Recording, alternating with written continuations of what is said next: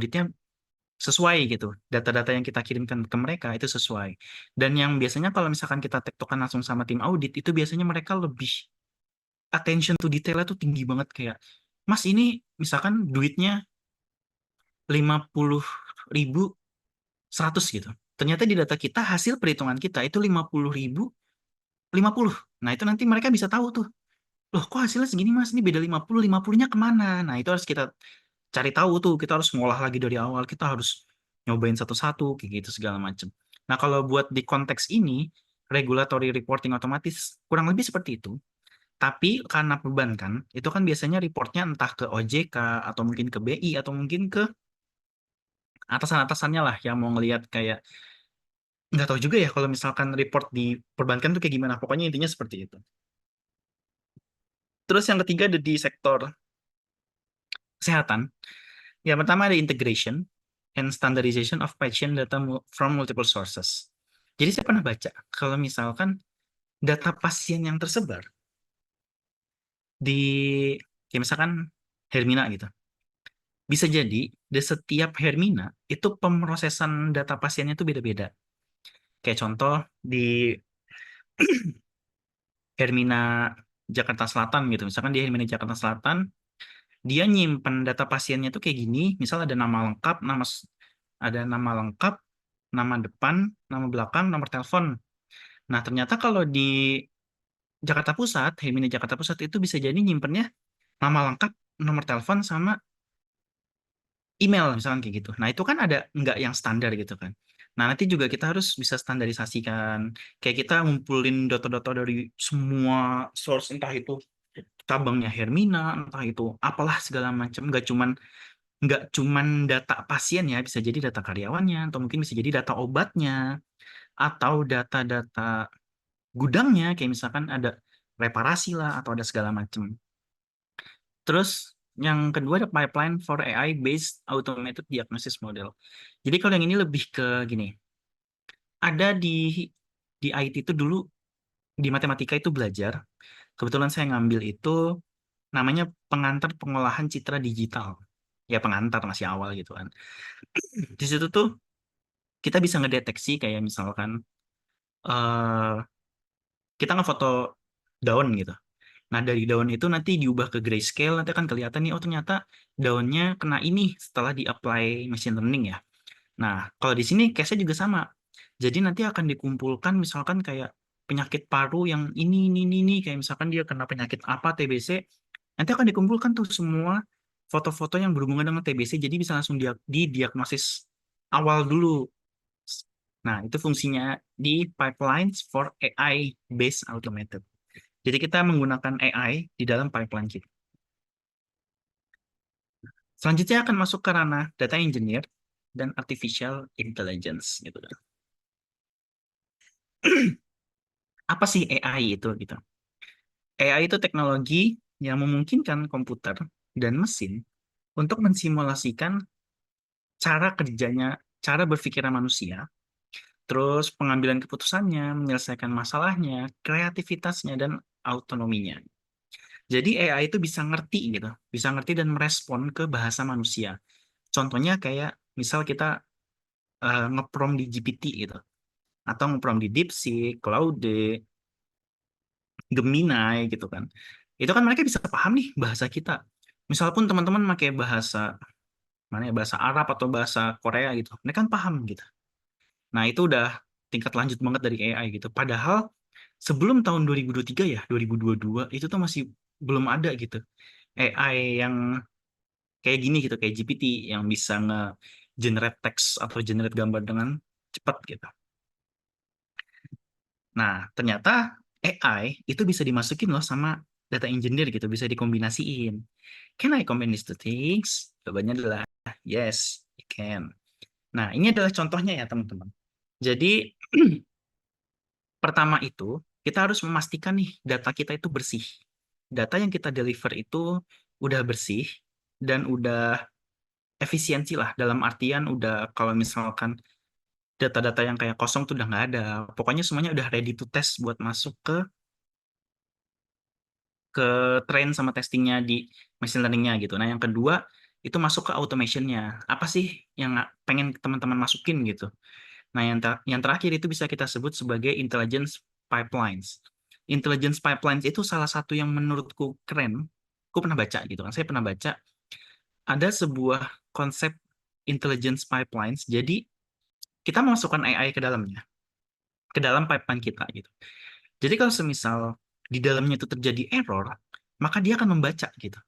Dia akan membaca dan dia akan mengenerate sebuah teks untuk diberitahukan, misal jadi alert lah atau jadi something yang new gitu dari si error tersebut.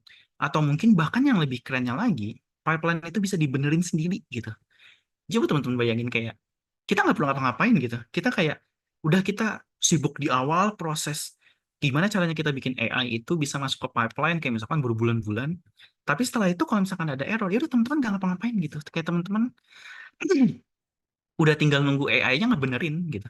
Itu keren banget. Tapi konsep itu pasti sangat susah ya buat di-apply ya. Karena eh susah lah.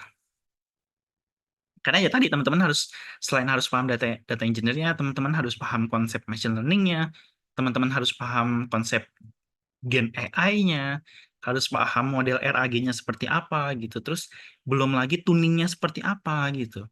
Dan yang terakhir itu adalah mengkombinasikan semuanya. Itu pasti susah banget. Selanjutnya kita kan demo. Demo ini demo simple aja ya guys ya. Jadi kita stop share dulu ya. Kita akan stop share.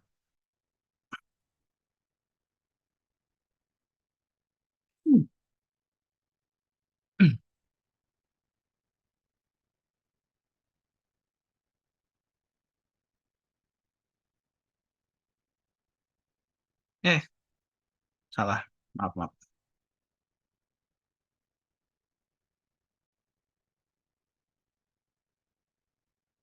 Kelihatan kan ya? Kelihatan kan ya? Kelihatan aja. Kelihatan makhluk apa tuh Mas? Ini makhluk yang tak kasat mata. Wih, mantap. Tak kasat mata. Nah, oke. Jadi, kita ini udah masuk ke ini ya, ke USL ya. Jadi kita udah masuk ke Linux nih, guys. Jadi kita akan membuat sebuah, apa ya bilangnya ya? Gini nih. Ini mana ya? Bentar. Pak, ada layer lain yang mau diliatin. Salah. Iya, ada Kayaknya harus share-nya semuanya entire aja. sih. Ya,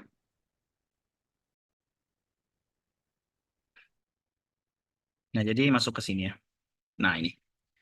Simple Public. Jadi kita akan bekerja semuanya di dalam Ubuntu ya, teman-teman. Terus salah satu inian Linux. Terus kita schedulernya itu kita nggak menggunakan Airflow. Jadi untuk bagian schedulernya itu juga teman-teman banyak lah gitu. Ada yang basicnya kita akan menggunakan Airflow. Tapi dari di sini itu aku pengen nyoba hal yang lain lah selain Airflow gitu. Nah ini aku nyoba namanya Perfect.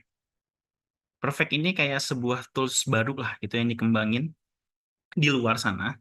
Itu buat nge-orchestration data kita. Nah, jadi proses yang pertama yang aku buat ini, kita akan get data layoff. Ini kita di sini.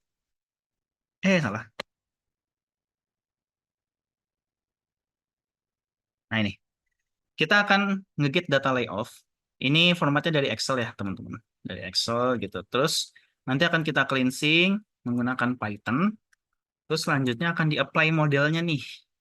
Modelnya ini maksudnya kita akan nge-apply model machine learning ya. Terus kemudian outputnya itu ada dua.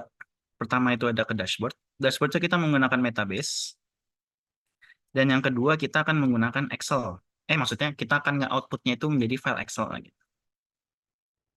Gambarannya jelas lah ya. Dan ini semua itu ada di dalam scheduler namanya Perfect. Gitu, teman-teman. Ini cara ngapus annotate gimana ya? Ada. Salah. Nah, kita akan masuk ke sini. Oke, jadi yang pertama itu, pertama gimana ya?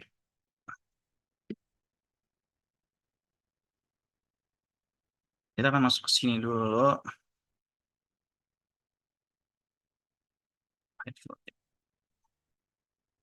Nah, kita akan menjalankan script ini ya, teman-teman. Jadi di sini tuh aku udah ngebuat sebuah script perfect file gitu. Jadi ini akan dibahas nanti pada saat training gitu ya. Jadi nggak akan kita bahas sekarang. Jadi di sini aku akan nunjukin aja hasilnya itu apa gitu. Jadi di sini aku punya namanya layoff CSV. Kurang lebih datanya kayak gini. Ini formatnya CSV, jadi kayak ada company, location, total segala macam lah. Nanti ini aku jalanin nih, teman-teman nih.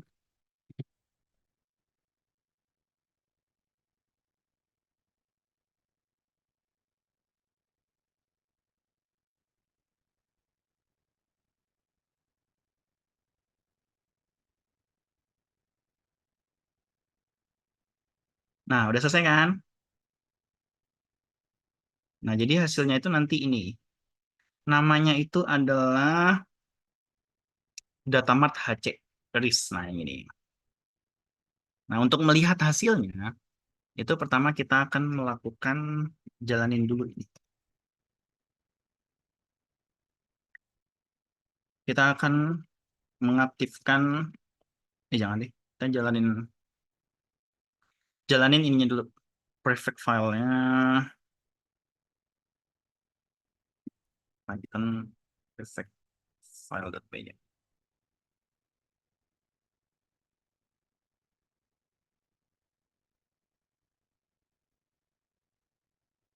Nah, udah running nih teman-teman nih.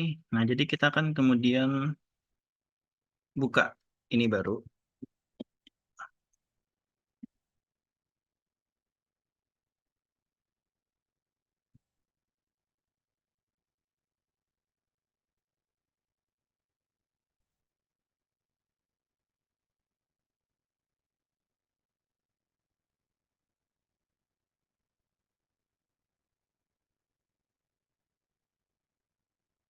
Nah, jadi kita akan masuk ke sini. Nah, ini apa sih? Nah, ini adalah gambaran dari prefect itu sendiri ya. Prefect ya. Nah, kemudian kita akan membuat satu tab lagi base script-nya.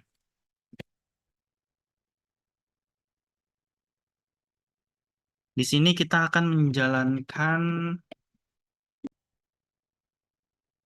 ini, komen ini. Jadi kita akan mengaktifkan, kita bisa masuk ke metabase-nya.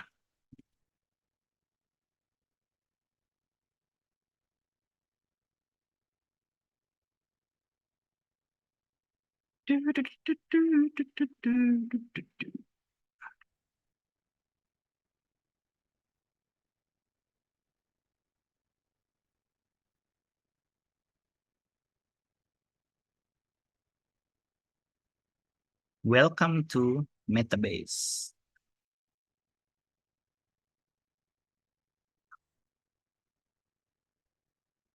Aduh, emailnya apa ya?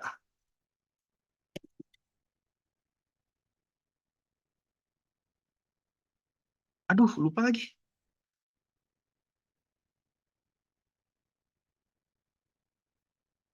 Bentar ya teman-teman ya. Aku matiin share screen-nya dulu. Ini lupa nih. Oke, emang nggak di save itu. Remember Ini me-nya kayak checklist deh. apa? Remember me-nya kayak checklist deh. Iya, kok nggak bisa ini ya? Nggak bisa ini bentar, bentar. Bentar ya guys. Aku close Oke, dulu. ditunggu sebentar ya teman-teman. Ada masalah teknis nih.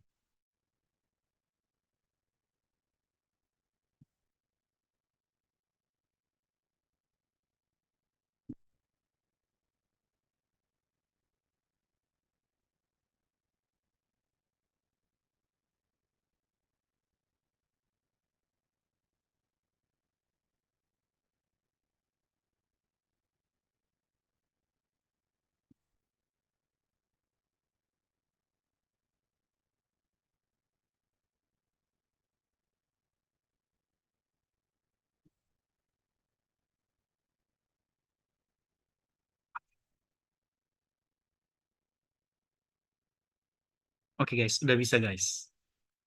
Alhamdulillah inget. Nah, jadi gini. Ini gambaran pertama ya dari apa namanya Metabase gitu kan. Terus kita akan nge-sync dulu. Namanya demo cuy. Kita demo cuy. Nah, nge-syncnya kita sudah nge-sync. Habis itu kita ke browse data, demo cuy. Kita ke DMHC. Nah, ini adalah data yang hasil tadi udah kita ini ya teman-teman kita running. Kayaknya ini nggak ke ini deh. Nggak ke refresh.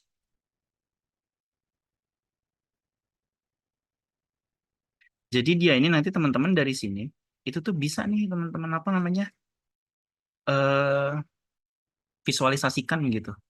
Visualisasikan kayak misalkan total rate of some overtime. Nah, kurang lebih seperti ini demonya gitu. Jadi untuk apa namanya untuk visualisasinya itu aku belum explore jauh karena aku juga belum pernah ya pakai Metabase. Jadi ini baru pertama kali konekin gitu. Karena kalau misalkan mau pakai Power BI itu cukup berat untuk laptop saya yang kayaknya udah mau habis storage-nya gitu. Jadi kayak paling aman pakai Metabase gitu. Dan Metabase ini cukup ringan ya teman-teman. Jadi kalau misalkan mau nyoba nyoba jadi DE, nyoba jadi DE gitu. Ya udah teman-teman bisa pakai yang kayak tadi. Jadi teman-teman bisa ngambil datanya dari mana? Entah itu data langsung dari Kaggle bisa, data cleansing apa namanya transformasinya boleh dua atau boleh satu atau mungkin boleh 10 gitu. Teman-teman mau nambahin apapun boleh. Itu nanti masuk ke dashboardnya nanti atau jadiin file Excel-nya. Nah, kalau misalkan ngambil dari Kaggle pun, ini juga datanya aku ngambil dari Kaggle sih. Ini teman-teman juga bisa nih ngambil dari dataset apa namanya. Jadi ada sebuah library baru dari Python. Itu teman-teman bisa ngambil Kaggle Hub, terus datasetnya downloadnya apa gitu. Ini bisa. Dan ini aku juga baru tahu ketika bikin ini. Ternyata sekarang makin keren. Gitu deh demonya. Jadi ini adalah hasilnya ya teman-teman. Oke, kita next-nya akan ke Future of Data Engineer. Oke, jadi ini adalah sesuatu hal yang teman-teman perlu tahu gitu. Data-data yang akan kuperlihatkan ke depannya, itu datanya aku ngambil langsung dari World Economic Forum di tahun 2025 gitu. Di awal tahun ini deh kalau nggak salah, Januari. Jadi top fastest growing jobs. Itu yang pertama ada big data specialist. Yang kedua ada fintech engineer. Yang ketiga ada AI and machine learning specialist. Nah, teman-teman sebagai data engineer tuh posisinya ada di mana sih gitu. Teman-teman tuh sebenarnya posisinya tuh ada di sini deh. Ini aku nyalain pen lagi ya. Teman-teman tuh pertama kalau misalkan udah masuk ke ranah data engineer gitu, teman-teman tuh bisa ke sini, big data specialist. Kenapa? Karena mostly pekerjaan teman-teman itu akan berurusan dengan big data gitu. Terus yang kedua, kalau teman-teman lagi gabut, lagi nggak ada kerjaan gitu, teman-teman boleh explore AI dan machine learning. Jadi teman-teman nggak hanya tahu tentang AI dan machine learning-nya aja, tapi teman-teman tahu gimana sih cara membuat gimana ya cara misalkan kita nge-prompting hasilnya itu langsung muncul gitu. Itu kan pasti di antara kita nge-prompt dengan hasilnya, itu kan ada waktu eksekusi tuh. Kayak misalkan teman-teman baru buat nih, teman-teman misalkan ngetik siapa presiden sekarang gitu. Nah, nanti AI-nya akan ngebaca, akan ngambil dari data mereka, dari misalkan kayak teman-teman nyimpen di mana gitu. Itu kan prosesnya bisa jadi lama kalau teman-teman kayak baru ngebuat gitu. Oh, teman-teman baru paham nih konsep AI kayak gini. Nah, dengan teman-teman menjadi data engineer, teman-teman tuh tahu gimana ya cara ngedeliver sesuatu tuh cepet gitu. Kayak apa sih optimasi yang teman-teman bisa lakukan dari script teman-teman kayak gitu. Terus selain itu, teman-teman bisa ke sini, data warehousing specialist. Ini bisa karena selain big data, kita juga kerjanya itu kebanyakan menggunakan data warehouse. Terus selanjutnya data analis dan scientist, teman-teman juga bisa ke sini. Balik lagi ke yang tadi diagram Venn tadi ya. Itu kan kita ada ranahnya ke software engineer juga, terus ada ranah ke data analis dan data scientist. Meskipun di ranah software engineer-nya itu kita lebih banyak berurusan dengan data, bukan yang software engineer pada umumnya kan kayak ke aplikasi ya. Entah itu web app ataupun mobile app atau desktop app gitu. Nah, teman-teman bisa ke sini. Dan yang terakhir, teman-teman juga bisa ke sini. DevOps Engineer gitu. Jadi di data engineer tuh teman-teman tuh bisa banyak role kemana-mana gitu. Explore-nya bisa banyak banget. Jadi kalau misalkan teman-teman nanti udah kerja 3 tahun, 4 tahun, atau 5 tahun dan udah jago banget nih gitu. Ah, pengen nyari kerjaan jadi big data spesialis atau mungkin jadi AI lah atau data warehousing atau mau jadi data scientist, bosen nih kayak ngurusin pipeline terus. Ya udah teman-teman bisa ke sana gitu. Tapi yang pasti teman-teman harus punya fondasinya dulu ya. Fondasi kayak big data tuh teman-teman kayak gimana gitu. Terus yang di DevOps ini itu kita bisa ke sana. Karena memang DevOps di bagian ini tuh kan lebih ke developer dan operation engineer kan. Jadi kalau di kita ya, di timku itu sekarang kalau kita udah selesai nge-develop sesuatu, itu kita bikin sebuah dokumen di mana dokumen itu yang kita perlukan untuk di-deploy. Deploy itu maksudnya gimana? Jadi deploy itu maksudnya setelah pekerjaan di dev atau dev itu sebutannya gimana ya? Kayak kita di sebuah tempat dev itu coba-cobalah gitu. Kayak oh ini ternyata berhasil nih, udah sesuai sama kemauan user nih gitu kan. Ya udahlah akhirnya masukinlah ke operation tuh ke production. Jadi maksudnya ke production itu nanti usernya misalkan kalian tadi berhubungan sama tim HR itu tim HR itu bisa ngelihat data yang mereka punya secara asli itu jadi bukan data dummy lagi sedangkan yang di dev itu kan bisa jadi kita menggunakan data dummy atau mungkin data yang udah lama kayak gitu ini ya teman-teman jadi teman-teman bisa ke 5 ranah ini ya 1, 2, 3, 4, 5 gitu. Atau mungkin mau ke software and application developer juga boleh. Kalau misalkan teman-teman kayak software engineer jago banget gitu, jago banget logic, algoritma gitu, atau kayak gitu. Ke security management kayaknya enggak sih. Nggak tahu ya kalau teman-teman berminat ya.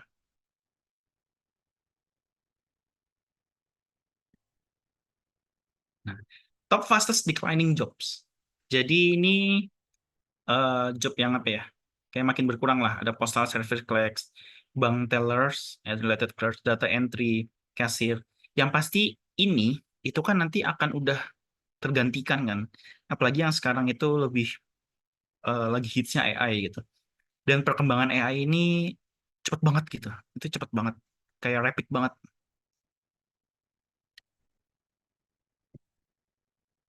Ini yang bilang bukan saya teman-teman ya. Ini dari World Economic Forum ya gitu. Jadi teman-teman bisa ngebaca langsung dari sana gitu. Ini adalah core skill 2025 gitu.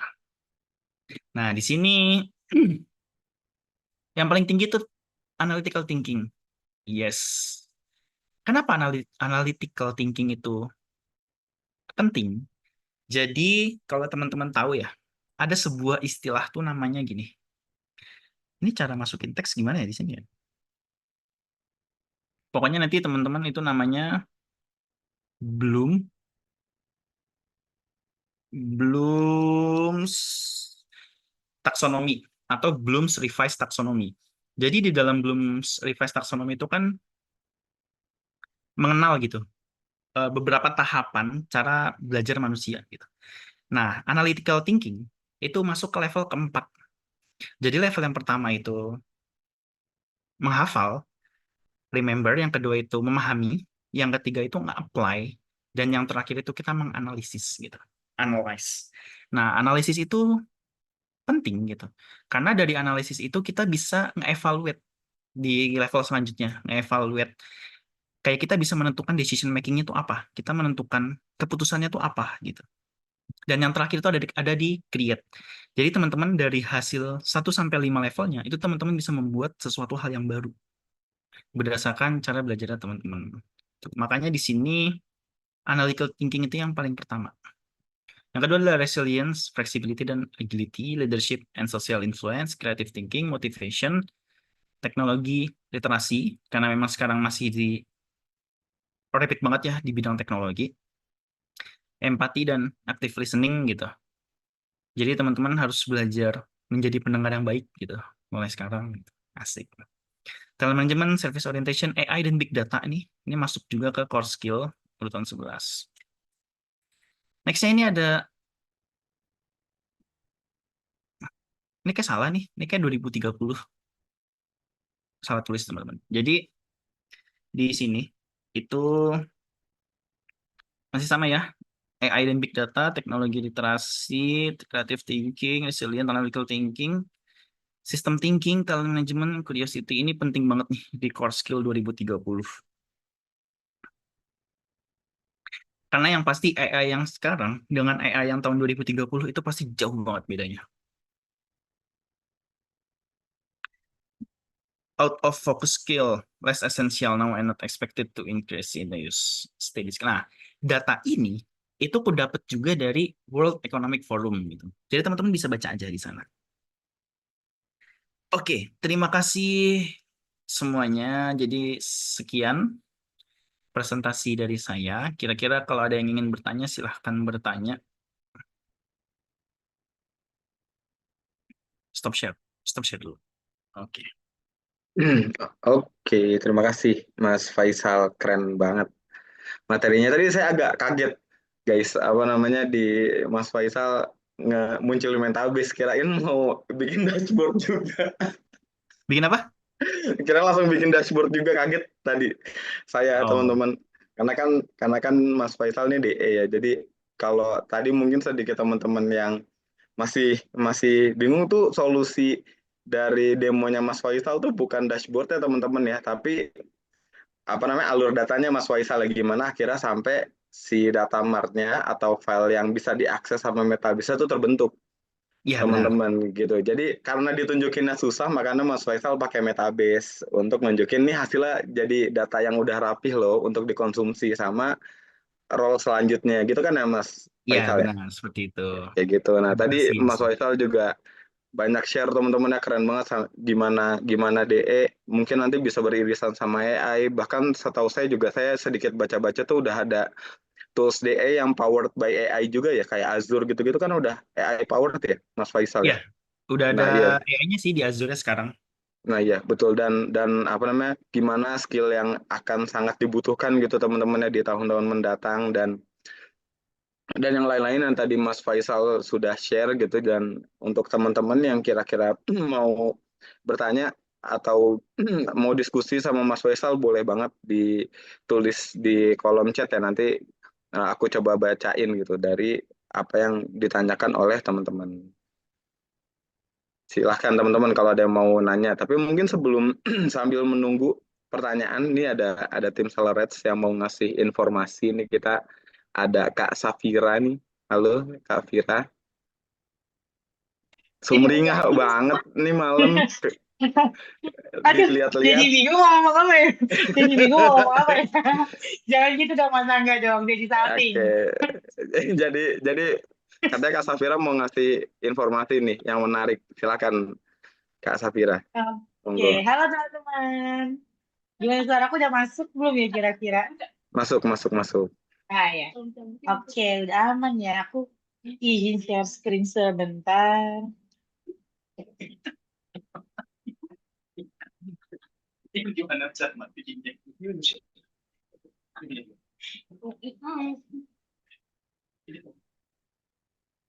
Oke, udah masuk belum ya kira-kira in share Masih screen-nya? hitam. Nah, udah muncul. Ah, oke. Bentar. Oke, udah masuk kan? Oke, halo teman-teman. Selamat malam. Mungkin ada beberapa teman-teman yang tadi aku baca kayaknya udah ada beberapa yang pernah join ya di kelas.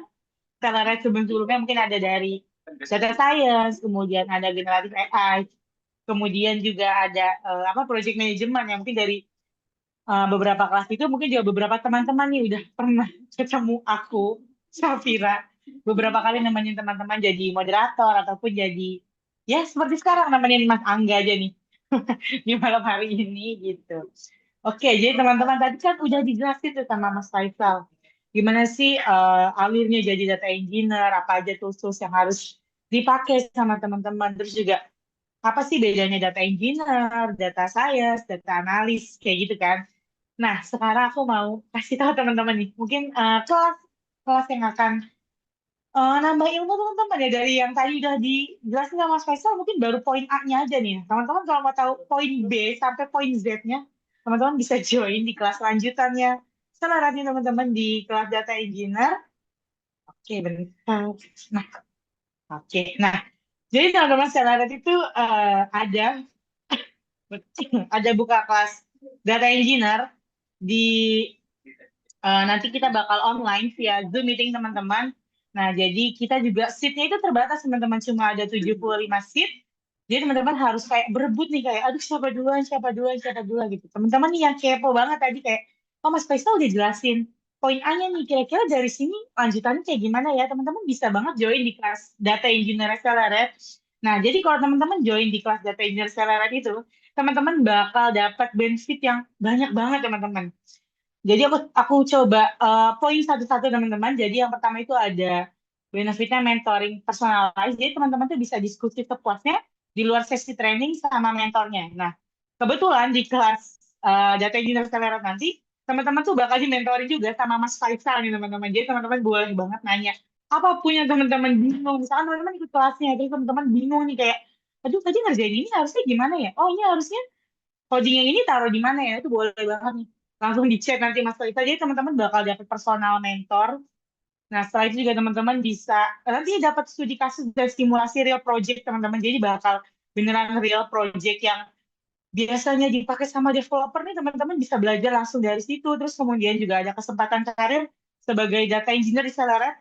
Itu bisa melalui CAP, terus melalui internship, terus ada project base juga teman-teman. Nah, untuk tools yang akan dipelajarin di kelas data engineer itu memang ada Airflow, kemudian Python, kemudian ada SQL, sama ada Kafka, teman-teman. Nah, apa aja sih teman-teman syarat nih buat teman-teman yang mau daftar di kelasnya Celeret, itu teman-teman cuma cukup nyiapin laptop dengan minimum spesifikasi itu ramai 8 giga, terus punya good internet connection, sama teman-teman tuh minimal punya basic dari Python gitu.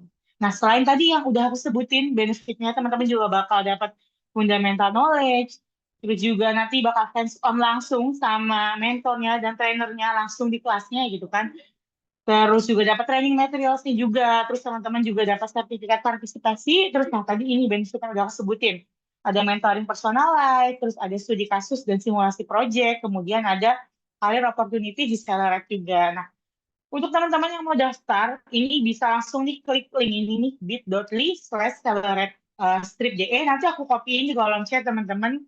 Jadi untuk kelasnya ini nanti kita mulai di tanggal 27, 29, dan 30 di jam 7 malam sampai jam 10 malam teman-teman. Jadi durasinya itu selama 3 jam setiap pertemuan.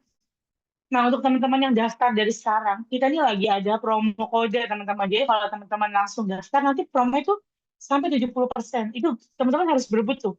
Jadi nggak sepuasnya. Jadi itu terbatas teman-teman sih kalau ada promonya. Jadi kayak teman-teman buruan daftar, jangan sampai telat. Jadi jangan sampai kehabisan sih promo kodenya. Nanti link link daftarnya ini aku bantu taruh di kolom chat ya teman-teman ya. Nah, mungkin teman-teman pengen tahu dulu nih, kira-kira dari kali ini DE ini apa aja sih yang bakal dipelajari? Nah, ke besarnya nih teman-teman, kayaknya ini aku ngambil poin besarnya apa aja yang bakal teman-teman pelajarin selama kelas nanti. Yaitu ada what is data engineer, kemudian ada comparison, data engineer, data analyst, dan data scientist, kemudian ada overview of the modern data pipeline, ingest, store, transform, dan orchestrate, kemudian ada structure and unstructured data, kemudian ada overview of common ingestion tools, kayak Apache Kafka, Airbyte, terus custom script, kemudian ada database schema basics, kemudian ada star schema versus Snowflake schema, kemudian ada handling missing values, duplicates and outliers, kemudian ada data type, conversion, and derivatives, kemudian ada basic SQL dari select, where, dan group by. Kemudian juga ada difference between database, data warehouse, and data lakes. Kemudian ada understanding ETL versus ELT. Kemudian ada pipeline architecture and scheduling. Kemudian ada walkthrough, a simple pipeline from raw, clean, store. Kemudian juga ada visual walkthrough of a basic DAG structure, no deployment required. Kemudian yang terakhir itu ada while monitoring matters in data pipelines. Nah, teman-teman jangan lupa untuk latihan nanti 3 hari di tanggal 27, 29, sampai 30 Mei. Dan itu dari jam 7 malam sampai jam 10 malam. 3 Itu selama 3 jam dan kemudian ini melalui online. Jadi teman-teman, ayo buruan daftar, jangan sampai kehabisan. Tadi khusus di kelas ini ada kode promo sampai 70% yang teman-teman bisa pakai langsung kalau teman-teman daftar sekarang. Gitu. Mungkin segitu dari aku kali ya Mas Angga ya. Boleh ini dilanjut dari Mas Angga. Nanti aku Oke, bantu share link daftarnya ya. siap. Terima kasih, Kak Vira. Ngerti tuh tadi yang dibacain yang di table. Eh, Insya Allah nanti kan ada sama chat mentornya ada Mas Faisal. Mas tahu Oh gratisnya ya, di level apa ya gitu. oke, oke, keren. Udah siap jadi DE. Kak Vira Insya udah Allah siap nih siap. jadi DE. Oke, siap. Switch Terima karir kasih. kali ya. Boleh. Oke, Mas Angga, Mas Faisal, Ya, thank you. terima kasih Kak Vira. Terima Nah, kasih. itu mungkin kalau teman-teman yang tertarik boleh kontak Kak Vira langsung. Nah, kita masuk aja teman-teman ke sesi Q&A. Silahkan untuk teman-teman yang mau bertanya apapun terkait DE ataupun yang nyerempet-nyerempet DE boleh nanti aku bacain ya ke Mas Faisal gitu. Karena Mas Faisal nih tadi kalau kalian mention sedikit ya, ini sangat data engineer banget nih. Kalian nih kalau kalau saya nih ya jadi orang yang yang ada di field IT ini ya. Kalian tuh bisa nilai orang DE itu kalau udah mikirin kayak gini. Ada suatu proses yang dilakuin terus agak lama, terus mikir nih, tuh di belakang lamanya kenapa ya? Gimana cara mempercepat ya? Itu udah ini yang DE tuh. Kalau Iya, kalian udah punya pemikiran gitu tuh berarti kalian cocok tuh data engineer tuh. Mikirin bener, belakang-belakangnya terus gimana cara optimasinya ya. Mas Faisal ya. Terus tadi bener, bener, bener. saya langsung shock ya. Ih, ini anak udah DE banget karena saya ketemu Mas Faisal di CAP-nya Tolerance guys, di bootcamp-nya Tolerance gitu. Jadi dulu pas pas masih awal belum punya pemikiran gitu tadi agak shock pas di materi udah mikirin ke sana terus nih udah DE banget nih. Jadi teman-teman silahkan kalau mau nanya banyak sama Mas Faisal harusnya Mas Faisal mungkin bisa menjawab sepengetahuannya Mas Faisal ya terkait data engineer selama pengalaman Mas Faisal sejauh ini gitu. Nah ini Mas Faisal udah ada beberapa, wow panjang banget nih. Ada yang direct message ke saya, terus panjang banget nih. Saya coba bacain ya. Nih Mas Faisal ya, mau apa? Tolong disimak baik-baik, soalnya panjang banget nih beneran serius. Oke, oke, boleh, Ya, boleh. Apa tuh, apa tuh? ya mau nanya Kak, saya ada case di mana setiap hari harus melakukan audit data PO transaksi perusahaan. Ini dari Mas Endo Bonapen. Ya, setiap hari harus melakukan audit data PO. Bentar, ketiban. Harus melakukan audit data PO transaksi perusahaan dengan step awal scraping data dari website. Nggak ada database nih Mas Faisal. Karena semua database ada di kantor pusatnya di Taiwan. Dan saya nggak punya hak untuk mengakses database tersebut. Yang ingin saya tanyakan, apakah proses itu disebut batching? Karena kalau dilihat dari tools, saya menggunakan Python request, scraping request untuk scrapingnya, Pandas untuk manipulationnya, dan task scheduler untuk running otomatis proses tersebut. Lalu apakah ada solusi dari kakak untuk tools yang dapat saya gunakan karena birokrasi dari perusahaan saat ini saya bekerja sangat sulit. Di mana saya pernah mencoba untuk meminta project dengan mengimplementasikan Firebase sebagai database karena masih manual menggunakan Excel. Nah itu nangkep nggak Mas Faisal? Jadi kalau yang kurangkum sih dia ada satu birokrasi ya yang mengharuskan tuh ngakses aja di ribet gitu Mas Faisal. Yang pertama apakah yang proses tadi itu termasuk ke dalam batch? Lalu apakah ada solusi untuk kasus skenario yang kayak tadi gitu ada database itu di kantor pusat tapi dia tuh nggak bisa ngakses ke sana. Harusnya gitu sih ya. Jadi dia pakai request untuk scrapingnya terus pakai Pandas untuk data manipulasinya. Gitu Mas Faisal Tadi, kira-kira. oke, oke, Mas. Tadi yang nanya, namanya siapa, Mas? Endo Bonapen, Mas atau Mbak ini? Kayaknya harusnya Mas ya. Mas Endo Oh, Bonapen. Mas. Mas Ya, Endo. monggo dijawab dulu nanti pertanyaan lanjutannya pertanyaan lagi Mas. Oke, oke. Kalau dari senangkap saya ya, Mas Endo ya. Jadi, saya pernah ketemu case kayak gitu sih. Ketemu case Hmm. di mana saya nggak boleh ngakses ke sebuah tempat gitu. Kemudian, karena nggak boleh ngakses ke dua tempat, itu saya kasih beberapa sebab dan akibatnya gitu. Kayak contoh, misal, saya nggak bisa ngakses ke, itu tuh kalau nggak salah ke sebuah website gitu, karena saya nggak dikasih akunnya gitu. Ya, karena saya nggak dapat akunnya, jadi saya kasih akibatnya apa gitu. Nah, akibatnya nanti apa yang saya kerjakan itu jadi molor gitu. Ya terus gimana caranya? Kok kalian butuh data ini dari pihak manajemen, tapi kok nggak ngasih akses gitu. Itu yang pertama. Terus yang kedua, itu kalau memang nggak dikasih akses secara menyeluruh, misal untuk select ke sana gitu, atau mungkin nge-view aja itu nggak dikasih akses gitu, itu better, itu minta ke atasan atau ke senior, itu di copy aja datanya. Jadi contoh maksudnya copy data tuh kayak, misal nih, misal datanya Mas Endo tuh ada kayak setiap hari itu adalah yang masuk gitu. Nah, kalau misalkan yang mereka butuhkan itu selama 1 bulan, ya udah nanti datanya akan diturunkan aja. Kayak contoh gini, misal mereka ada menggunakan database A.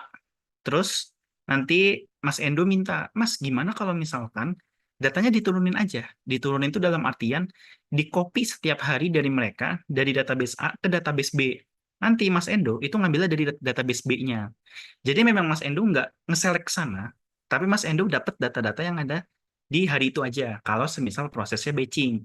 Nah, yang Mas Endo tanyain, itu kan sebenarnya tergantung dari schedule-nya itu berapa lama, schedule-nya itu intervalnya berapa gitu. Kalau misalnya Mas Endo lakukan itu setiap jam, itu masih masuknya batching. Kalau misalkan setiap hari, itu masuknya batching. Tapi kalau misalkan memang konteksnya itu buat report, biasanya kalau buat report itu ngambilnya H-1 sih. Jadi kayak contoh gini, misal sekarang tanggal 20, nah Mas Endo mau bikin report nih buat misal tim manajemennya gitu. Nah, itu nanti kalau di caseku ya, itu biasanya kita ngasih namanya itu cut off date. Jadi cut off date itu ngekat tanggal 19. Jadi semua tanggal 19 itu bisa kita deliver di tanggal 20. Dan tanggal 20, data-data yang diturunin itu adalah data-data tanggal 19. Kurang lebih kalau dari saya gitu sih, Mas Endo. Coba coba diomongin yang kayak tadi aja, sebabnya apa, terus akibatnya apa gitu. Ya, Kurang lebih ini gitu Mas sih. Mas Endonya direct message ke saya, kayaknya Mas Endo ganti dulu ke meeting grup chat deh, biar enggak direct message. Katanya bener Mas H-1, kata Mas Endo, Mas Ya, Faisal. karena memang Ya, biasanya kalau buat report H-1 sih. ya itu Mas Endo ya dan teman-teman yang lain semoga jadi insight yang baik karena menarik sih sebenarnya. Jujur saya punya pengalaman pernah di kementerian. Kementerian kan juga salah satu yang punya birokrasi cukup rumit ya. Itu tuh persis yang Mas Faisal sebutin teman-teman. Jadi saya dikopiin datanya yang karena saya nggak bisa dapat akses ke data pusatnya, saya dikopiin data yang saya harus akses gitu. Jadi kayak kayak dibikin apa ya? Kayak dibikin duplikat database ya, Mas Faisal ya. Dan itu bisa dibikin sama orang-orang yang kayak tadi atasan atau headnya atau leadnya atau kepala divisi dan Hmm, lain-lainnya sih benar. teman-teman. Itu benar banget yang dibilang Mas Faisal karena saya ngerasain sendiri juga waktu itu. Begitu guys. Semoga menjawab Mas Endo. Kalau Mas ada yang ditanyain monggo silahkan di chat masih ada waktu. Lanjut nih, Mas Faisal dari Mas Akbar Maulana. Mau tanya Kak mau tanya Kak esensial skill, aku belibet ya. Mau tanya Kak esensial Yes. skill selain Python sama SQL buat jadi DE apa aja ya? Lalu untuk bisa tembus barrier jadi DE atau data in general, bare minimumnya Python sama SQL-nya sampai di level apa Kak? Terima kasih. Silahkan Mas Faisal. eh Terima kasih Mas Angga dan Mas Akbar. Jadi ini case-nya sama kayak case dulu ya, case tahun 2023 awal sebelum mengenal DE gitu. Jadi memang waktu itu caseku tuh aku nggak kenal DE sama sekali. Jadi beruntungnya itu aku keterima ke CAP. Jadi pas di CAP itu baru belajar semuanya gitu. Dan SQL sama Python itu hanya diajarkan 4 hari pertama aja teman-teman. Dan sisanya itu kita lebih banyak nge-explore ke big data tools-nya, terus ke data warehouse, konsep data warehouse-nya, terus ke orchestration sama scheduler-nya, terus juga kita juga sedikit ngebahas scraping, kita ngebahas data governance gitu. Nah, kalau seandainya Mas Akbar nih pengen banget untuk tembus barrier jadi DE atau data in general, kalau semisal sebenarnya lebih spesifik ke beberapa ke ke satu data role aja ya. Kalau semisal Mas Akbar pengen nembus ke DE gitu. Nah, Mas Akbar tuh sebenarnya perlu 2 konsep yang paling penting sih. Selain SQL sama Python ya. Itu yang pertama konsep data warehouse sama yang kedua tools big data. Karena nanti selama bekerja itu teman-teman akan menggunakan dua ini gitu. Ada lagi sih kayak teman-teman harus bisa Linux, harus bisa Git gitu. Tapi yang paling esensial itu sebenarnya big data tool sama konsep data warehouse. Nah, kalau selama yang aku pahamin tentang data engineer ya, itu tuh kalau teman-teman cari gitu, kebanyakan kita sebagai data engineer itu tuh lebih banyak selain ngurusin ke technical, itu kita belajar konsep. Konsep tuh maksudnya banyak banget teorinya lah yang harus kita pelajarin sebagai data engineer gitu. Selain teori juga ada studi case dari orang-orang kayak gitu. Kurang lebih kayak gitu sih. Kalau untuk data engineer-nya, nah kalau untuk data scientist-nya ya teman-teman harus belajar machine learning-nya. Terus habis itu kalau untuk data analis ya teman-teman harus belajar gimana cara menganalisis data dan secara dari sisi bisnis prosesnya kayak gitu. Dan kalau untuk bare minimum Python sama SQL-nya sampai di level apa, itu sebenarnya beginner pun cukup ya. Asalkan teman-teman memang punya pengetahuan kayak tools big data itu apa, terus teman-teman pernah nyoba nggak antara toolsnya kayak gitu, terus pernah nyoba bikin simple ETL kayak yang tadi aku lakuin gitu, ngambil data dari mana, terus hasil cleansing-nya apa gitu. Nggak perlu yang ribet cleansing mah kayak ngapus kolom aja gitu, atau buat kolom baru itu juga boleh, terus outputnya kemana gitu. Kalau misalkan teman-teman udah bisa itu, terus teman-teman barulah menerapkan tools big datanya. Nanti kalau udah baru deh teman-teman bisa jadiin itu adalah sebuah project. Gitu sih Mas Akbar. Keren banget jawabannya. Itu Mas Akbar ya. Pertanyaannya ini banget ya, apa sangat Gen Z banget ya, bare minimum asik. Iya, bare minimum. Itu sangat sangat Gen Z tuh. Itu melabelkan Gen Z ini kayaknya Mas Akbar Gen Z nih. Dan kalau bare minimumnya di kelasnya Mas Faisal bisa nggak tuh? Bisa kayaknya ya Mas Faisal ya. Masuk. Oke, ini Mas Faisal kayaknya sebelum pindah ke chat ada yang mau ini ya nanya langsung ya. Oh boleh boleh boleh, Mas Ya Brion monggo nih. ini Mas Brion, silahkan kalau mau nanya langsung mungkin bisa. Selamat malam Mas Angga dan selamat kenal Mas Faisal. Mohon maaf saya bandwidth-nya agak kurang jadi nggak pakai foto ya, Iya iya latar aman. belakang foto. Oh iya aman Nah Mas. ini saya mau bertanya mengenai aspek penggunaan AI tool dalam data engineer. Nah, di dalam data engineer kan ada data wrangling, data apalah semuanya ya, sampai big data tool itu penggunaan AI boleh tak? Karena untuk orang tua baby boomer seperti saya ini, kalau harus belajar banyak ilmu nih biasanya banyak belajar banyak lupa, nggak pernah belajar nggak pernah lupa. Jadi mohon bantuannya jawaban AI toolnya Mas. Terima kasih. Ya terima kasih. Iya. Berarti Pak Brion ya untuk pertanyaannya. Silahkan Mas Faisal untuk membantu nih kalau apa yang mungkin tadi ya generasi yang baby boomer ya katanya Pak Brion untuk membantu kalau mau bisa fokus di DE, ada nggak sih AI yang bisa membantu pekerjaannya gitu ya kali harusnya yang gue tangkap dari pertanyaan Mas Faisal, monggo. Terima kasih Pak Brion. Kalau menurut saya ya Pak, penggunaan AI untuk belajar data engineer itu sangat nggak apa-apa gitu. Karena memang data engineer yang sekarang ya, yang di tahun 2025, itu tuh perkembangannya tuh udah masif banget gitu.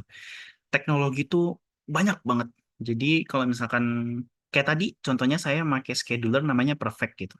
Nah, awalnya itu tuh semua bermula dari Airflow gitu, Apache Airflow. Nanti semuanya akan berkembang ke kayak setiap orang tuh mikirnya, ah ini Airflow udah nggak suitable nih buat zaman sekarang. Akhirnya dibuatlah yang baru gitu segala macam. Nah kalau buat penggunaan AI itu sebenarnya nggak apa-apa, asalkan kita paham konsep dasarnya aja gitu. Contoh kayak misalkan konsepnya data warehouse itu apa, konsepnya toolsnya big data itu apa aja sih? Kayak misalkan kan ada Spark, Hadoop. Nah, kalau misalkan belum paham banget, boleh tuh kita tanya AI. Contoh yang paling gampang kita tanya GPT. Kayak fungsinya Hadoop tuh apa sih gitu, fungsinya Spark tuh apa gitu. Nanti kalau misalkan udah tahu, terus cara pengaplikasinya gimana, bisa kita tanya ke AI. Nah, AI itu kan memang fungsinya itu kan untuk membantu kita, dan semuanya kan balik lagi ke kitanya mau belajar atau enggak, kitanya mau nyoba sampai sejauh mana, itu berdasarkan kitanya gitu, kurang lebih seperti itu Pak Brion. Terima kasih Mas Faisal. Ya, terima Sama-sama, Pak. kasih Pak Brion. Jadi lebih ke penggunaan AI untuk mendukung kita memahami lebih ya, Mas Faisal ya, untuk Ya, data benar. engineer. Ya, karena sebenarnya juga sangat make sense teman-teman kalau kalian nggak tahu dasarnya. Even kalian dibantu AI juga nggak akan paham itu maksudnya AI itu kemana. Ya Mas Faisal, ya. Benar. Apalagi kalau nanti ke depannya tools-tools data engineer AI powered ya, yang dibantu AI langsung di toolsnya, kalau kalian nggak ngerti dasar DE-nya pasti akan kemana-mana ya Mas Faisal ya. Benar. Ya. Kayak sekarang kalau untuk update Airflow ya. Jadi sekarang tuh Hmm. dari website resminya Airflow atau kemarin aku sempat baca ya dari dokumentasinya Airflow tuh sekarang lagi mau diimplementasi AI di dalamnya gitu. Nah, Nice. kita misalkan kayak kita belum paham Airflow-nya apa, tapi kita langsung pakai AI-nya kan agak rumit gitu. Hmm, Jadi kita harus paham dulu Airflow-nya itu kayak gimana gitu. mantap. Nah itu penting tuh guys, mengikuti perkembangan teknologi yang digunakan juga salah satu skill ya Mas Faisal ya. Ya, Karena benar. saya lihat nih Mas Faisal dari cerita-ceritanya tuh benar-benar ngikutin tiap tiap toolsnya, saya aja nggak tahu tuh prefect apa. Mantap, ya makanya kaget jadi kayak baru denger prefect apa, oh ternyata kayak Airflow kayak gitu teman-teman. Jadi itu penting juga tuh untuk mengikuti perkembangan teknologi juga, jangan sampai kita yang ketinggalan ya Mas Faisal ya. Ya, benar sekali. Tuh. Harus terus belajar. Yes, setuju. Oke, thank you Mas Faisal. Nah, lanjut kamu tanya apakah ada program MSIB? Wah, ini kayaknya salah salah ini ya, salah jadwal. Tapi sebenarnya di Celeres kalau teman-teman mau nyari-nyari informasi mungkin boleh ke Instagramnya Celeres, nanti dibantu sama Mbak Safira. Nah, di situ tuh kita akan ada banyak informasi yang kita share. Salah satunya juga CAP yang kayak Mas Faisal, yang akhirnya Mas Faisal bisa jadi kayak data engineer sekarang tuh waktu itu ikut bootcamp Celebrate. Nah itu bisa tuh kalian apa follow aja akun IG-nya Sele, nanti banyak akan informasi-informasi di share program-programnya Celebrate yang mungkin teman-teman kalau cocok bisa bisa join ke programnya gitu. Dan yang kayak program MSIB studi independen tuh sebenarnya juga ada kita informasiin di sana. Jadi boleh kepoin ke sana atau join community kita di Celebrate. Nanti Mbak Safira bantuin ya, Mas Alex. Gitu. Nah, lanjut nih Mas Faisal, Mas Endo. Oh iya soal tools tadi selain Pandas dalam data manipulation, apakah ada ya Mas? Apakah PySpark overkill untuk tas yang tadi sudah saya tanyakan? Nah itu gimana Mas Faisal? Kalau pakai Spark overkill nggak? Semua balik lagi ke datanya Mas Endo sih. Kalau semisal gini, jadi selain pandas itu juga ada eh, hewan juga yang bagus gitu buat data manipulation. Itu namanya polars. Jadi ada import import polars gitulah library-nya. Itu aku pernah nyoba, tapi pada akhirnya cukup kesulitan kalau harus mensinergikan antara polars sama PySpark. Di Casco itu kebetulan dari PySpark ke polars itu bisa, tapi dari polars balik ke PySpark itu susah. Jadi Polars nggak kita pakai. Tapi aku sempat tahu Polars itu bagus dan itu lebih cepat dari Pandas. Tapi kalau buat konteks datanya besar, itu memang lebih baik menggunakan Spark karena dari back-end-nya Spark sendiri itu kan datanya kan diproses secara paralel kan. Jadi memang harusnya memang udah pasti sih secara proses lebih cepat pakai PySpark daripada Pandas kalau datanya besar. Tapi kalau datanya kecil kayak mungkin masih ribuan gitu atau mungkin masih ratusan, lebih baik pakai Pandas sih. Karena juga lebih banyak yang bisa kita lakukan di Pandas gitu. Mantap. Saya juga pernah dengar tuh yang Polars tadi. Terus berarti overkill tuh kalau masih di ratusan ya Mas Faisal ya? Data ratusan tuh mungkin PySpark tuh akan cukup overkill ya? Iya, Tapi kalau data udah mulai besar kayak jutaan, puluhan juta itu mungkin lebih cocok pakai Spark karena lebih cepat ya, Mas Faisal. iya. Ya, Memang oke. Spark cocoknya memang buat big data sih. Karena kan Ya, dia salah satu tools buat big datanya kan. oke. Semoga menjawab Mas Endo. Nah, lanjut Mas Faisal. Mau tanya Kak Faisal, selama ini udah pernah nemu use case membuat data pipeline pattern apa aja? Batch saja, stream saja, lambda mix, batch dan stream, atau kappa?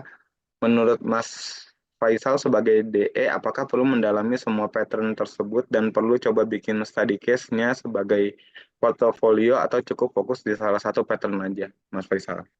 konteks sebagai junior DE yang pengen naik level ke mid atau senior. Oke, Mas. Kalau buat untuk konteks sebagai junior DE yang pengen naik ke level mid atau senior itu seharusnya kita memang memahami itu semua ya. Tapi karena eh, kebetulan di case di tempatku itu ya Mas Riki ya, itu kita belum nemu case yang stream. Karena memang data kita tuh kebanyakan diolah by batching. Karena data warehouse kita atau database kita yang kemarin kita gunakan selama 3 tahun atau 4 tahun kurang lebih ke belakang itu tuh nggak cocok buat dipakein streaming gitu. Makanya kita kebanyakan batching. Nah, buat project-project yang tahun ini dimulai dari 2025 itu akan menggunakan batching dan streaming. Karena ada kebutuhan dari project yang mereka tuh kayak dari usernya tuh minta ini harus bisa dijalankan secara streaming gitu. Sebenarnya kalau buat Lambda Mix Batch dan Stream atau Kappa itu saya pernah dengar tapi belum pernah masuk ke sana. Dan kalau buat secara basicnya ya atau secara maksudnya Mas Riki memahami batch sama stream aja tuh sebenarnya udah cukup gitu. Karena memang itu kan yang paling banyak ya sekarang ya. Sedangkan buat Lambda Mix Batch dan Stream atau Kappa itu kan nggak apa ya, belum masif banget lah, masih kayak itu apa sih gitu. Sedangkan data yang ada di corporate itu kan ya mereka lebih minta batching aja gitu karena secara report dan kita tuh kebanyakan mengerjakan tuh sesuatu untuk report gitu. Mungkin kalau di Mas Riki ada case-nya ya mungkin pakai itu ya, tapi kalau di saya kebetulan nggak ada. Jadi belum bisa menjawab kalau soal yang mix atau yang kappa. Tapi kalau buat menuju mid dan senior, batch sama stream itu sebenarnya udah cukup sih. Yang penting harus lebih dalam aja gitu. Dan banyakin studi case-nya. Kalau menurut saya sih kayak gitu, Mas Riki. Oke, berarti lebih memperdalam study case yang ke batch atau ke stream ya, Mas Faisal ya. Ya, benar. Kalau untuk konteksnya junior DE yang pengen naik ke mid atau ke senior. Senior. Oke, terima kasih Mas Faisal. Semoga menjawab Mas Riki ya. Oke, lanjut Mas Faisal.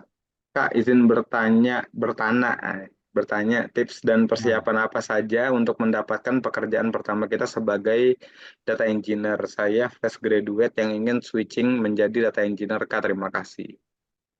Nah, tuh Mas Faisal, monggo. tips dan persiapan apa saja ya. Jadi kalau menurut saya itu yang paling pas itu, yang paling mudah buat teman-teman lakukan, itu membuat portofolio sih. Itu yang paling mudah. Jadi teman-teman nyari aja studi case apapun gitu. Entah itu mau nanya GPT boleh, misal studi case apa sih yang cocok buat data engineer. Nah, nanti teman-teman coba aplikasiin. Entah itu coba taruh di GitHub atau taruh di mana, atau misalkan teman-teman mau buat UI-nya gitu. Kayak, oh ini loh yang udah saya lakukan gitu. Atau mungkin teman-teman boleh end-to-end banget tuh dari misalkan ngambil data dari API, ujung-ujungnya jadi dashboard gitu. Itu juga boleh gitu. Jadi memang yang paling mudah, bukan paling mudah, paling bisa buat dilakukan itu ya bikin portofolio. Kalau untuk yang pertama mau ke DE ya, dan portofolionya kalau bisa itu tuh lebih ngarah ke pembuatan pipeline, terus make salah satu big data tools itu juga itu paling bagus sih kayak gitu. Kurang lebih seperti itu Mas Angga dan Mas Alvindo. Ya, terima kasih Mas Faisal. Setuju banget. Portfolio karena yang paling dilihat ya Mas Faisal ya. Ya, yang paling Ba- dilihat. Ya bahkan untuk nggak cuma role DE doang, role lain tuh portfolio juga yang sangat dilihat teman-teman. Jadi itu tips yang paling utama sih, setuju. Karena itu Oke, yang bisa menembus lah selain CV ya. Jadi kalau misalkan ya. CV-nya nggak sebagus itu ya dibagusin di portofolio. Kecuali Hmm, kalau misalkan CV-nya udah bagus, ya portofolionya nggak banyak apa-apalah gitu. Yang penting hmm, dari CV-nya udah bagus dan teman-teman bisa ngejelasin apa kerjaan teman-teman. Jangan dimasukin sesuatu yang fiktif di CV. Nah itu bahaya tuh. Jangan, ya. jangan ya guys. Kalau bisa bagus dua-duanya, kenapa enggak? Kalau bisa bagus dua-duanya kenapa enggak? Ya, Bikin CV yang nanti bagus. betul. Ntar kalau belajar sama Mas Faisal juga diajarin ya Mas Faisal ya Waduh, untuk waduh, bikin waduh. portofolionya ya.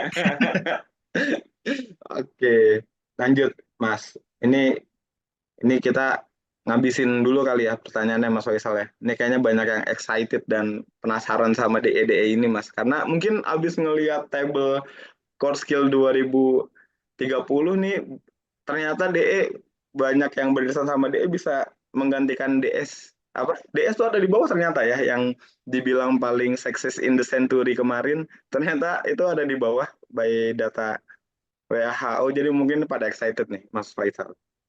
Jadi kita abisin dulu ya Mas Faisal pertanyaan Boleh, boleh, boleh. Kita sebelum kita tutup. Oke? Nah, ini ada dari Mbak Sabil nih harusnya ya. Izin bertanya, ini kalau salah, kalau Mas maaf ya. Tapi kayaknya Sabil, mungkin Mbak atau Mas, izin bertanya apakah ada permainan edukasi untuk data engineering untuk memudahkan belajar data engineering? Oh, menarik. Gimana Mas Faisal, ada nggak permainan edukasi? Gimana DE dibikin kayak educate by games gitu, Mas Faisal? sejauh yang saya pahami ya Kak Sabil ya, itu nggak ada sih permainan edukasi buat data engineering ya. Nggak ada karena kita tuh teknikal banget. Kita tuh teknikal banget. Kita tuh kalau bisa dibilang back end, kita adalah back endnya data gitu. Jadi kalau secara edukasi itu nggak ada gitu. Kecuali mungkin teman-teman ke saintis atau analis tuh ada nggak ya? Kayaknya juga nggak ada deh kalau buat edukasi ya. Kurang tahu juga sih Kak Sabil. Hmm, Tapi kalau buat data engineering sih sejauh sampai sekarang aku sering explore di internet tuh belum nemu sih permainan edukasi. ya. Belum. Betul, karena memang teknikal banget sih. Saya setuju sih sama Mas Faisal ya. Tapi kalau misalkan boleh tips ya, untuk memudahkan menurut saya teman-teman bisa mulai bikin portfolio dengan data ataupun case yang teman-teman tuh hobi. Benar nggak Mas Faisal? Misalkan kalian hobi nonton film, carilah data-data kayak Netflix, kayak gitu-gitu yang kalian tuh apa ya, punya punya punya apa sih Mas Faisal, punya interest gitu untuk ngelakuin datanya. Jadi harusnya dengan pola kayak gitu tuh akan memudahkan kalian bikin portfolionya. Kalau saya sih nerapinnya gitu kebetulan di dulu pas belajar. Jadi saya cari case yang saya menarik. Jadi saya explore tuh. Jadi saya tahu mau explore apa. Terus karena saya tertarik, saya cari tahu lebih dalam karena memang data engineer ini technical event waktu itu kebetulan saya pengalamannya di data analis teman-teman ya, data analis nyerempet ke data scientist, nyerempet ke sekarang lagi belajar generative AI juga. Itu tuh harus memang kitanya yang seneng gitu ya untuk belajar. Nah, Hmm. gimana caranya seneng itu menurut saya salah satunya bisa tips ke teman-teman adalah bikin portfolio di mana kalian nyari data atau nyari case-nya itu yang kalian interest. Itu harusnya menurut saya membantu sih. Di saya pribadi itu cocok. Kalau menurut Mas Faisal kayak gitu cocok gak Mas Faisal, akan lebih membantu kita membuat portfolio lebih cepat? Cocok, Mas. Itu karena eh, ber- sesuatu hal yang berjalan sesuai interest itu kan biasanya lebih kita nikmatin prosesnya kan. Ya, Contoh kayak betul. misalkan Kak Sabil suka banget nih buka Tokopedia gitu. Misal atau buka Shopee terus misalkan mau nyari apa ya? Sabun mandi gitu. Ya udah bikin aja coba pipeline scraping datanya buat nyari sabun mandi apa yang cocok gitu. Jadi Hmm. gue nggak perlu nge-scroll lagi tuh. Tinggal jalanin scriptnya muncul deh gitu. Apa aja produk sabun mandi yang bagus kayak gitu. Emang semuanya harus didasarkan oleh interest dulu sih. Ya, semoga menjawab Mbak Sabil ya dan teman-teman semua. Oke, lanjut nih Mas Faisal, kayaknya ada satu pertanyaan lagi nih yang ada di kolom chat. Oh iya, saya ada case di mana ada database orang akuntan sekitar total datanya tuh 900K row, kayak 900.000 row ya. Nah, saya mau buat pipeline untuk integrasi menjadi database, kayaknya cuman bisa Firebase jika menghindari birokrasi yang panjang. Nanti setiap akuntan jika ingin mencari data dapat dari sistem yang akan saya buat. Jadi rekomendasi tools untuk case saya ini apa ya, Kak? eh Total data 900.000, case di mana database orang akuntan. Orang akuntan ya. Ini kalau buat dari sisi kolomnya ada berapa banyak ya Mas Endo ya? Kalau misalkan kolomnya itu lebih dari 20 dan datanya sekitar ada 900.000 data, itu lebih baik menggunakan PySpark sih. Karena jatuhnya itu udah harusnya lebih cepat dengan menggunakan PySpark daripada Pandas.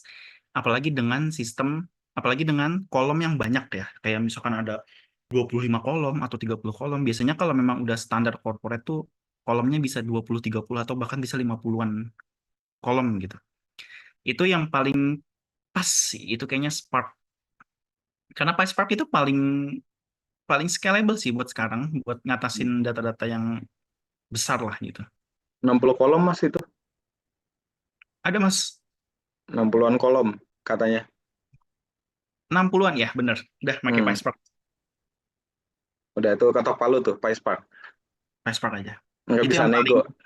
paling paling mudah buat dieksekusi sih sebenarnya. Nggak bisa nego, nggak bisa nego. Nggak bisa nego. Udah ini. Fast API atau Flash? Flash lebih cocok. Flash lebih Ah, cocok. sebenarnya kalau buat Fast API atau Flash, oh iya ya, kayak Flash lebih cocok sih. Kalau dari saya sebenarnya belum pernah sedalam itu menggunakan Fast API dan Flash, apalagi buat data yang 900 ribuan dan 60 kolom ya. Tapi kalau buat secara pemrosesan, secara transformasinya, itu paling mending itu menggunakan PySpark. Mungkin nanti Mas Endo bisa ngebuat keduanya lewat Fast API atau Flash kalau memang lagi ada waktu.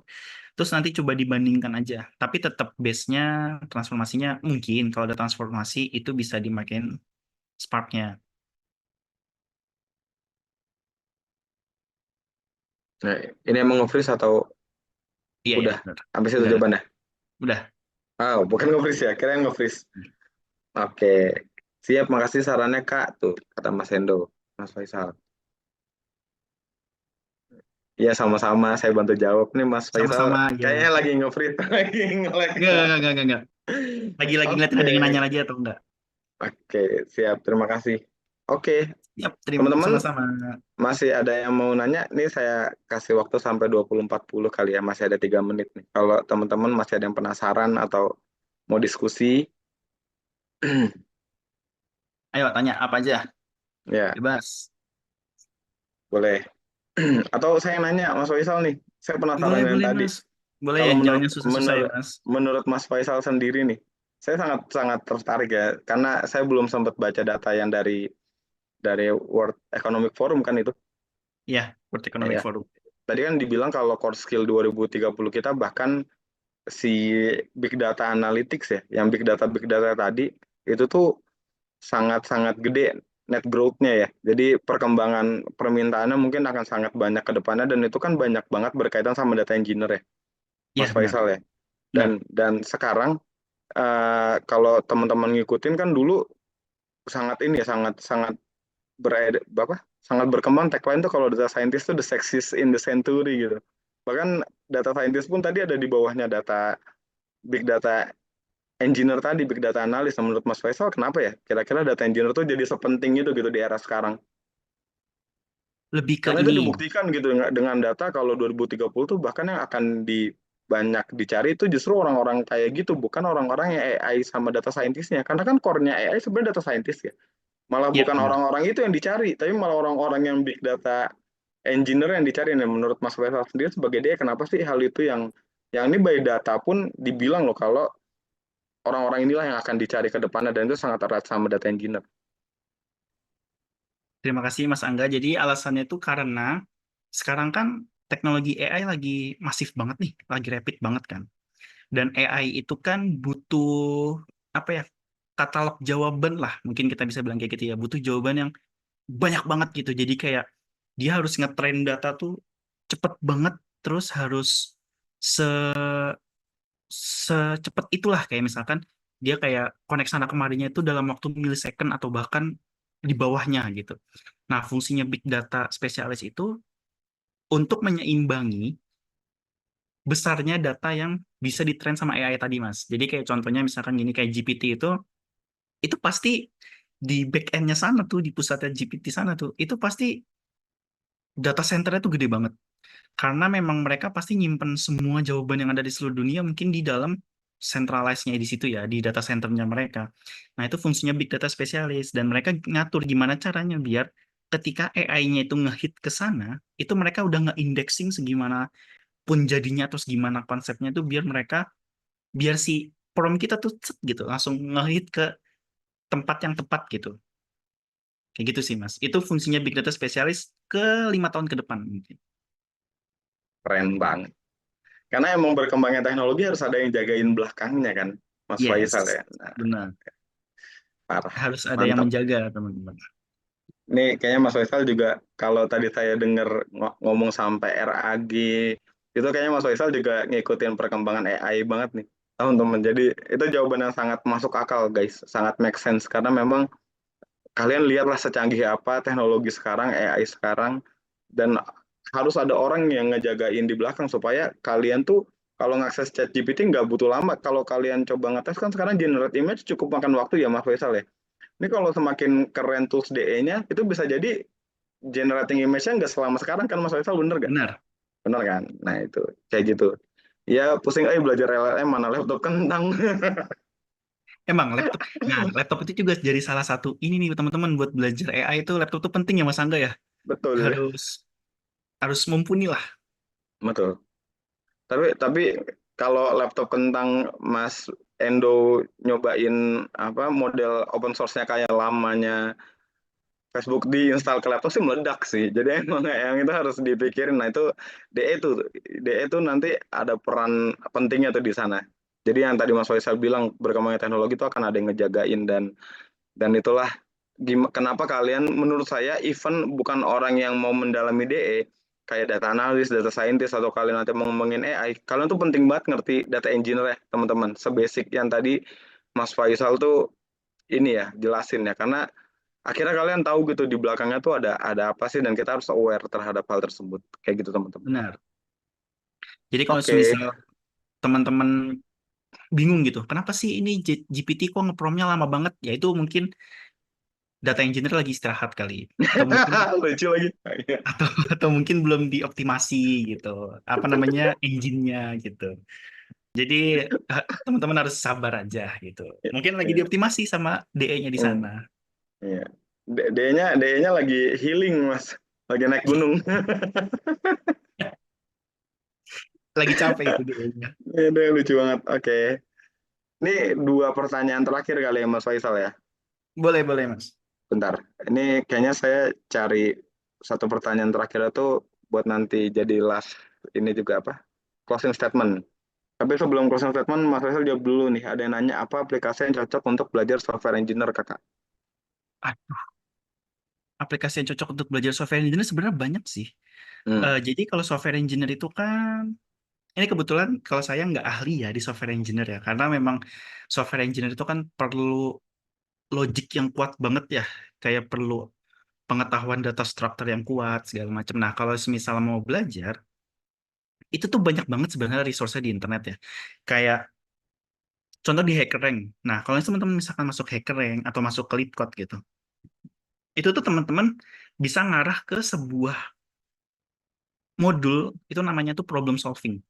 Nah, kalau teman-teman udah masuk ke dalam problem solving, biasanya yang ditanya di sana itu biasanya seputar software engineer, seputar kayak misal teman-teman ditanya nih, gimana sih caranya ngambil array kayak misalkan kita mau milih array yang paling kecil, kalau misalkan dia minus, diambil yang paling besar, kalau misalkan dia positif, pengen diambil yang minus. Itu kan perlu logik yang kuat ya buat ngambil itu. Nah, itu juga bisa dipelajarin. Sebenarnya kalau buat belajar software engineer itu sekarang udah banyak banget sih, udah masif banget. Bisa di YouTube atau bisa nanya GPT kalau misalkan kita mau bantuan AI secara langsung. Gitu sih, Mas. Ya, itu saya juga kurang ngerti software engineer. Jadi semoga menjawab ya Mas atau Mbak iPhone. Keren banget namanya Mbak HP. Ivan. Terima kasih Ya, Mbak Mobile. iya. Itu ya, semoga menjawab. Mungkin kalau misalkan masih penasaran, nih Mbak atau Mas iPhone, kontak aja adminnya Selaras bilang, mau dong webinar software engineer, nanti kita coba adain gitu untuk untuk belajar lebih dalam terkait software engineer ya. Tapi kalau untuk sekarang mungkin karena memang bukan di ranah Mas Faisal ya, Mas Faisal dalamnya di DE, itu mungkin jadi agak sulit ya Mas Faisal untuk Ya lebih benar. detailnya banget terkait software engineer ya. Mas atau Mbak iPhone. Oke, terakhir nih Mas Faisal dan kita cocok banget untuk mengakhiri pertanyaan dengan menurut Mas Faisal masa gede nih, Mas gitu. Benar lucu lagi. Menurut Mas Faisal, apa sih kesusahan terbesar dari semua kerjaan sekarang ini? Jadi dari seluruh pekerjaan Mas Faisal nih, menurut Mas Faisal kesusahan terbesarnya apa sih? Kesusahan, terima kasih Mas 2559. Jadi kesusahan paling paling susahnya itu tuh mengatur waktu. Itu yang paling susah. Karena kalau secara dari pengetahuan, dari cara belajar, learning manajemennya itu tuh sebenarnya udah banyak banget di internet ya. Cuman yang menurut saya kesusahan tuh di manajemen waktunya. Karena ini pengalaman dari kerjaan saya ya. Jadi di kerjaan saya tuh lagi banyak banget kita pindah tools atau kita lagi explore tools-tools baru atau kita ngembangin tools. Nah, karena dari tiga hal tersebut, itu kita masih harus diwajibkan untuk memprovide data dari user. Kan memang main kerjaan kita kan nge-provide data ya, seperti yang tadi ku bilang ya. Kayak misal kalau aku lagi di tim apa namanya otomotif gitu. Misalkan otomotif lagi minta penjualan nih, ya mau nggak mau kita harus nge-provide mereka dulu gitu. Kalau semisal kita udah memprovide mereka, nanti baru kita bisa ke explore yang lain. Nah, sedangkan di explore yang lain kita kalau misalkan udah ketemu hal yang stuck gitu kan, kita kan jadi kayak, aduh, butuh waktu lagi nih buat nyari nih. Sedangkan ketika besoknya itu ternyata, Mas ini dibutuhin cepet ya Mas datanya gini segala macam kan ya, jadinya waktunya berkurang tuh. Yang tadinya explore-nya niat jadi nggak niat gitu. Kayak udah Explorer udah dari sebulan yang lalu nih, udah lupa nih, harus nge-rollback lagi buat nginget itu kan makan waktu banget lah gitu. Sedangkan teknologi itu banyak banget gitu. Kayak teman-teman kalau misalkan udah bekerja tuh, kalau misalkan teman-teman udah bekerja, itu teman-teman tuh akan lebih sulit buat belajar hal yang baru. Karena mau nggak mau kan teman-teman harus harus ya kerja gitu, ya kan? Kecuali kalau misalkan memang belum kerja, itu bisa banyak banget, punya banyak banget waktu yang bisa digunakan nih buat explore gitu. Jadi memang kesusahan yang sekarang itu masalah mengatur waktunya aja sih. Karena secara teknologi itu kita kalau misalkan udah paham konsepnya, pasti di semuanya itu kurang lebih 30%-nya kita udah bisa lah. Tinggal kita nyesuaiin sama platform yang baru-barunya itu. Gitu sih Mas 2559, Mas Itu ada Nathanael. itu ada Nathanaelnya ya. Kenapa 2559 ya yang disebut? Oke, wah makasih banget Mas Faisal 1103 20.004 always capek juga baca. Jadi tahu gambarannya ya. Sama-sama teman-teman. Oke, jadi mungkin itu aja teman-teman untuk sesi webinar kita kali ini nih, insightful banget ya dari Mas Faisal nih. Makasih banyak Mas Faisal udah sharing-sharing ke kita semua terkait data engineer dan perkembangan data engineer, bahkan the future menurut beberapa artikel yang Mas Faisal baca tadi itu udah di-show sama Mas Faisal. Semoga dari webinar ini ada yang bisa teman-teman peroleh ya, dan mungkin jadi menambah wawasan ya terkait data engineer itu sendiri gitu ya untuk teman-teman semua. Dan mungkin untuk teman-teman yang tertarik, tadi saya nge-recall Mbak Safira, boleh banget join ke kelasnya Celareds, nanti kontak aja Mbak Safiranya untuk belajar lebih dalam data engineer sama Mas Faisal. Mungkin itu teman-teman dari kami dari Celareds terkait webinar hari ini. Mohon maaf kalau ada salah-salah kata atau perbuatan, dan di di kolom chat ada link absen ya teman-teman untuk dapat sertifikat kehadiran untuk webinar hari ini. Jadi sekali lagi terima kasih banyak Mas Faisal, keren banget. Ini lagi sakit-sakit padahal teman-teman, Mas Faisal masih nyempetin untuk sharing sama kita. Kita doain semoga Aman, Mas Faisal cepat aman. sembuh. Ya GWS Mas Faisal ya. Masih Amin. banyak pipeline yang GWS. menunggu. Ya. Masih banyak pipeline yang menunggu, masih banyak error yang belum Di terselesaikan. solve, nah ya. Jadi jangan jangan sakit-sakit. Biar selesai tuh, biar yang user dari solusi Mas Faisal tuh gunainnya cepet gitu ya dari produknya. Oke, mungkin itu aja teman-teman dari saya juga. Mohon maaf kalau ada salah-salah kata perbuatan. Sampai bertemu di webinar-webinar dan acara selanjutnya. Terima kasih banyak. Selamat Oke. malam, guys. Terima Terima kasih kasih, semuanya. Sal. Terima Terima kasih Mas kasih Angga. semua. Selamat malam. Jangan lupa isi absennya, guys. Thank you, thank you. Jangan lupa Terima kasih. belajar.